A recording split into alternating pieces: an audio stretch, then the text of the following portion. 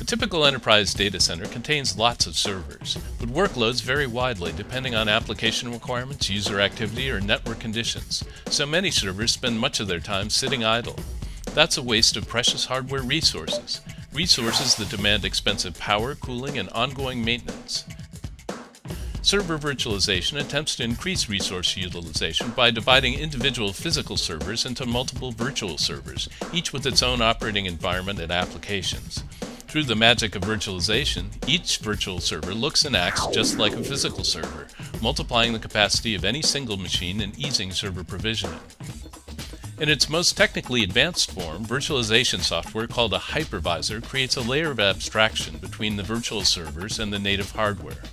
The hypervisor can run virtual instances of several different operating systems at the same time, and the virtual servers need not be aware they are running in a virtualized environment.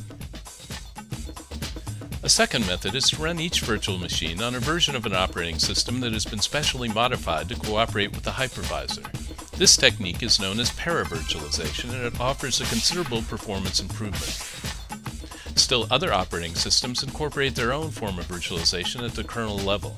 In these cases, virtual servers are still isolated from one another, but they are all running the same operating system. The advantage of operating system virtualization is performance similar to that without virtualization at all. Which form of virtualization is right for you will depend on various factors, but the decision has been simplified somewhat by recent hardware improvements. Modern processors often ship with built-in support for virtualization, which eases the burden on the hypervisor and can improve performance no matter which form of virtualization you use.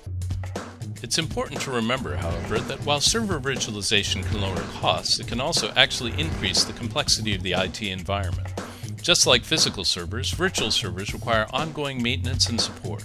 As your reliance on virtualization increases, expect to invest in a variety of specialized tools to support this new method of deploying server resources.